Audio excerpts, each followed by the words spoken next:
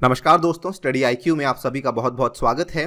So after Thailand now we have another situation of unrest in Kyrgyzstan. जैसे थाईलैंड में protest चल रहे थे वहां की कम्युनिटी के द्वारा उनकी सरकार के खिलाफ, वैसे ही अब किर्गिस्तान में भी हमें कई सारे क्लैशेस देखने को मिल रहे हैं between the protesters and the police. और ये जो क्लैशेस हैं इसको लगभग 4 से 5 दिन हो चुके हैं। 4 अक्टूबर को ये स्टार्ट हुए थे and they are still continuing at a very very large scale. इस वीडियो में हम बात करेंगे एग्जैक्ट रीजन क्या है यहाँ पे इन क्लैशेस का जो कि फिलहाल चल रहे हैं। Also we will talk about some interesting facts about the country of Kyrgyzstan. चलिए स्टार्ट करते हैं मेरे साथ। मेरा नाम है अनिरुद्ध। इस लेक्चर की पीडीएफ को आप लोग डाउनलोड कर सकते हैं मेरे टेलीग्राम चैनल से जिसका नाम है अनिरुद्ध सर। इसके अलावा सोशल मीडिया पे भी आप मेरे साथ जुड़ सकते हैं। स्टडी आईक्यू की ऐप को आप लोग डाउनलोड कर सकते हैं एंड्रॉयड के गूगल प्ले स्टोर से। एंड यहाँ पर हमने आपकी तैयारी को आसान करने के लिए एक कोर्स लॉन्च किया है which goes by the name of past year prelims discussion course. यदि आप यूपीएससी की तैयारी कर रहे हैं इस कोर्स को जरूर बाय कीजिएगा। इसमें हमने पिछले 10 साल के पेपर्स को सब्जेक्ट वाइज कवर किया है। All right, so let us begin. थोड़े से बेसिक्स जान लेते हैं। किर्गिस्तान आपने आई एम श्योर नाम सुना होगा। ये एक सेंट्रल एशियन रिपब्लिक है, ठीक है। सेंट्रल एशिया में कुल मिला के 5 बड़ी इंपॉर्टेंट कंट्रीज फॉल करती हैं, जिसमें से एक कंट्री है किर्गिस्तान। एक बाकी 4 कंट्रीज हैं, Kazakhstan, then we have Uzbekistan, यहाँ पे वी हैव तजिकिस्तान एंड यहाँ पर वी ऑल्सो हैव तुर्कमेनिस्तान जो कि थोड़ा इस साइड पे लोकेटेड है, जो कि यहाँ पे मैप में आपको विजिबल नहीं है, राइट। खैर, अगर हम किर्गिस्तान की बात करें, इसकी जो बॉर्डरिंग कंट्रीज हैं, इसके नॉर्थ में आता है कजाकिस्तान, इसके वेस्ट में फॉल करता है उज्बेकिस्तान, यहाँ पे है चाइना एंड यहाँ पे साउथ में फॉल करता है तजिकिस्तान। किर्गिस्तान की सबसे बड़ी सिटी एंड इसका जो कैपिटल है that goes by the name of Bishkek.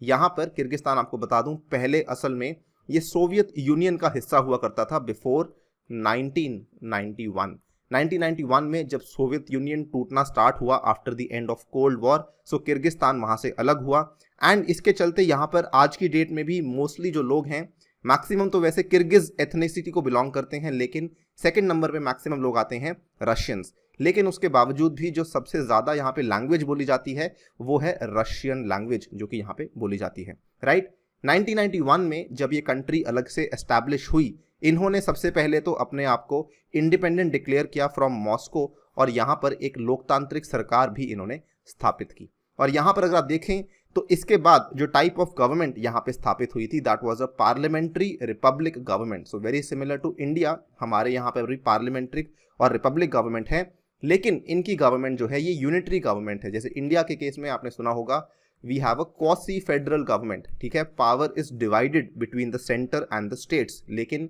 In the case of Kyrgyzstan unitary government है। स्टेट्स के पास पावर्स नहीं है, मैक्सिमम पावर्स जो है वो सेंटर के पास लाई करती हैं। इनकी इकोनॉमी मोटी मोटी डिपेंड करती है ऑयल और गैस के ऊपर, ठीक है। किर्गिस्तान में आपको ठीक ठाक गैस रिजर्व्स मिल जाते हैं, कुछ कुछ ऑयल रिजर्व्स भी हैं, लेकिन फिर भी मैक्सिमम जो है ये इम्पोर्ट ही करते हैं क्योंकि इनकी रिक्वायरमेंट यहाँ पे पूरी नहीं हो पाती है। लेकिन इसका एक और काफ़ी उभरता हुआ सेक्टर है that is the gold mining sector, जहाँ पर इसकी इकोनॉमी आज की डेट में टिकी हुई है। बट किर्गिस्तान जो है जब से ये इंडिपेंडेंट हुआ है 1991 के बाद से, तब से लेकर अभी तक काफ़ी सारी ट्रबल्स को झेल चुका है, विच इंक्लूड एथनिक कॉन्फ्लिक्ट्स, ठीक है। उसके बाद रिवोल्ट्स, इकोनॉमिक ट्रबल्स वगैरह वगैरह। गवर्नमेंट्स यहाँ पे स्टेबल नहीं रहती एंड पॉलिटिकल कॉन्फ्लिक्ट भी यहाँ पे टाइम टू टाइम होता रहता है।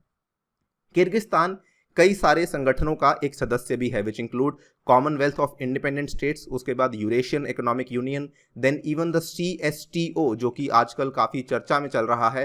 अर्मेनिया अजरबैजान के कॉन्फ्लिक्ट के चलते CSTO का भी ये एक इंपॉर्टेंट मेंबर है। Then we have the Shanghai Cooperation Organisation जिसमें इंडिया भी एक मेंबर है। It is also part of the OIC, Organisation of Islamic Cooperation. Turkic Council का मेंबर भी है, बिकॉज जो किर्गिज लोग हैं वो अपने आप को बेसिकली उनका जो मेन एथनिसिटी है, जो उनका रूट्स हैं, वो असल में टर्किश रूट्स उनकी मानी जाती हैं। Then TURKSOY community and the UN के भी ये मेंबर हैं, राइट।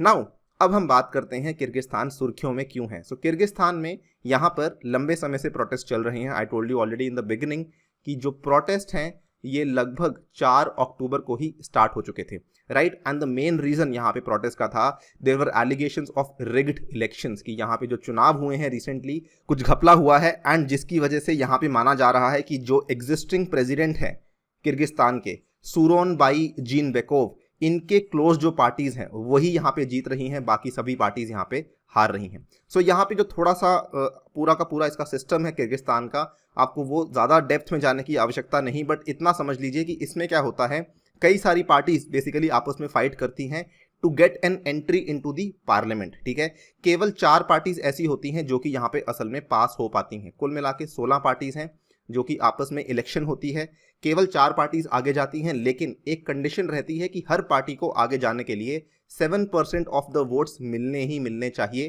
तभी जाके उनको पार्लियामेंट में एंट्री मिल पाएगी।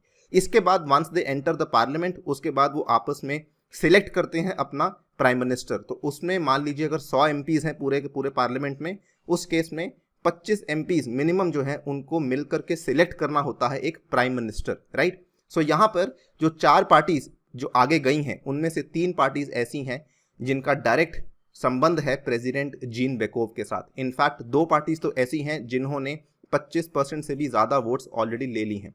सो यहाँ पर एलिगेशंस लग रही हैं प्रेसिडेंट जीन बेकोव के ऊपर कि ये प्रो रशियन स्टैंस रखते हैं, एंड ऑल्सो यहाँ पर इन्होंने इलेक्शंस में कुछ ना कुछ रिगिंग करवाई है, जिसकी वजह से यहाँ पे इलेक्शंस अनफेयर तरीके से कंडक्ट की गई हैं।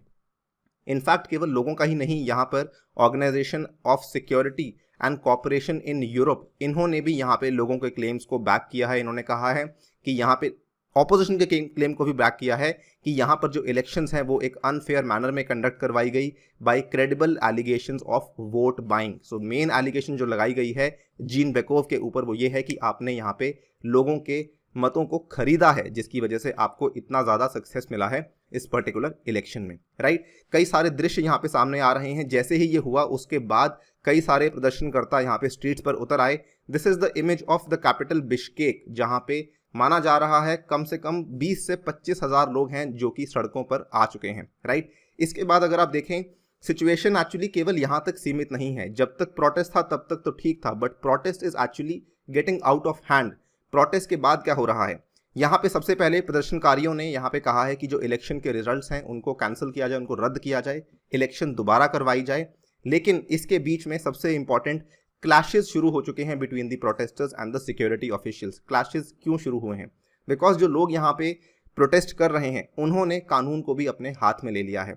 कई सारे प्रोटेस्टर्स ऐसे हैं जिन्होंने व्हाइट हाउस बिल्डिंग में भी अंदर ब्रेक इन कर दिया है। White house building of Kyrgyzstan वो बिल्डिंग है जहां पे प्राइम मिनिस्टर और प्रेसिडेंट दोनों बैठते हैं। यही नहीं, यहाँ पे प्रोटेस्टर्स ने they have also moved towards the state committee for national security, जहां पे किर्गिस्तान के पुराने लीडर जो पहले किर्गिस्तान के प्रेसिडेंट रह चुके हैं अल्मबजेक अतमबाएव, इनको भी यहाँ पे जो कस्टडी में थे इनको भी यहाँ से रिलीज करवा दिया है। आप देख सकते हैं ये वाली न्यूज़ 2019 में ही was held in custody and now he has been released by the protesters over here. So situation is not limited to protest. यहाँ पे जो प्रोटेस्टर्स हैं उन्होंने लॉ एंड ऑर्डर को भी यहाँ पे डिस्टर्ब किया है, जिसकी वजह से यहाँ पर एक ऑलमोस्ट केओस जैसी सिचुएशन बनती जा रही है।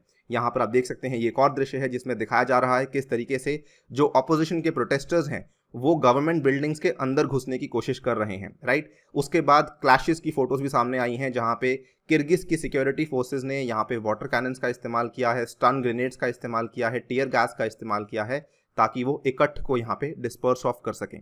ऑल्सो यहाँ पे आप देख सकते हैं कि इसकी वजह से फाइनली क्या हुआ है, 600 से भी अधिक लोग यहाँ पे घायल हो चुके हैं, एक इंसान की मृत्यु भी हो चुकी है। Even the health ministry is very concerned and the hospitals, Kyrgyzstan के जो हॉस्पिटल्स हैं वो भी यहाँ पे काफ़ी ज़्यादा ओवरबर्डन हो रहे हैं because of these particular clashes.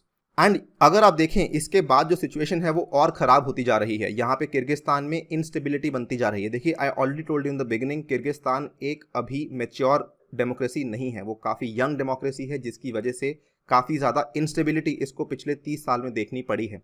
Now अभी क्या हुआ है, जो प्रेसिडेंट है यहाँ पे जीन बेकोव, उन्होंने यहाँ पे बोल तो दिया है कि we will return to order, यानी कि हम यहाँ पर क्या है कि हम अगर उनको लगता है कि इलेक्शन में कुछ ना कुछ ऐसा हुआ है सो वो यहाँ पे ऑपोजिशन पार्टी के लीडर से मिल करके बेसिकली इलेक्शंस को कैंसिल करवाएंगे एंड दोबारा इलेक्शंस भी करवाएंगे।